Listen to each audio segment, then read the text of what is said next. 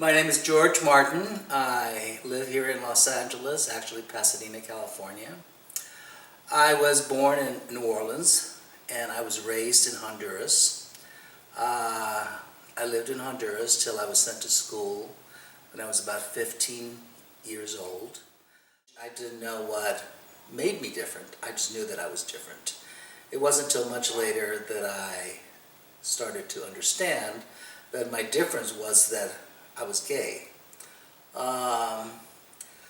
But it didn't really play a major part in my life. It didn't really stop me from doing anything. I didn't have huge obstacles to overcome. I blended in quite well.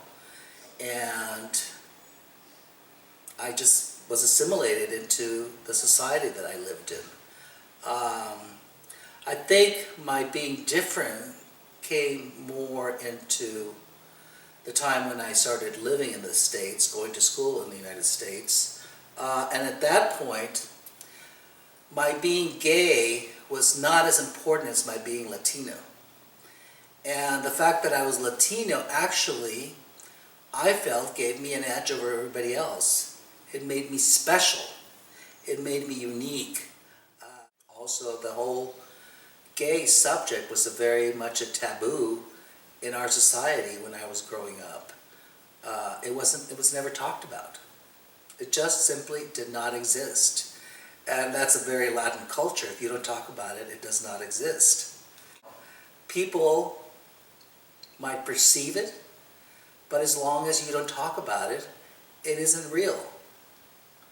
So, that's the way it's kind of like sweeping the secret under the carpet.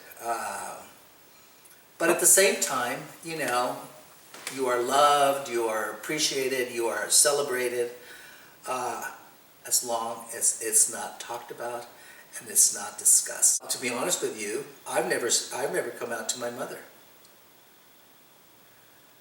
I've come out to all my friends that I grew up with. I think most of the people, most of my cousins know that I'm gay, but it's never has been a big to-do. My sexuality is just a minor part of who I am. I think for my mother, being an only child, she knows that I have lived with the same man for over 30 years.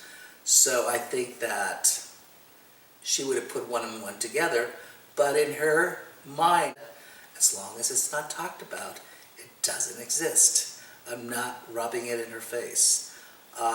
She's fine with it. I mean, of course she knows.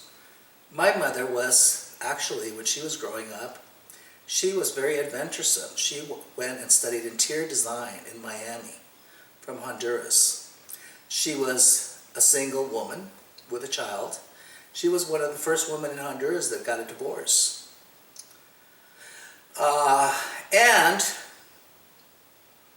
her closest friends were all gay. So I guess, in her time, my mother was a bit of a fag hag.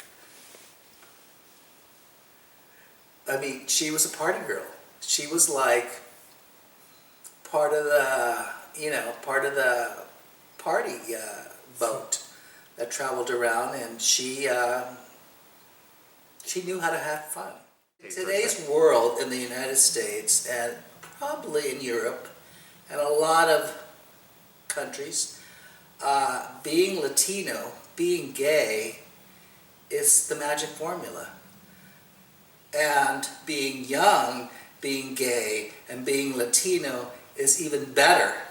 Some of our peers open the doors for us. We have opened the doors for the generation that follows us. And they have the best of both worlds. And being gay Latino in the creative world is even more accepted and more celebrated. And, part of the proudness that I feel for being Latino is that there's been so many contributions by Latinos in the art world, in the creative world. We're in all the different art forms, fashion design, artists, designers, interior designers, dancers, the ballet, the theater, the musicians. Basically, we're a creative force that you have to reckon with.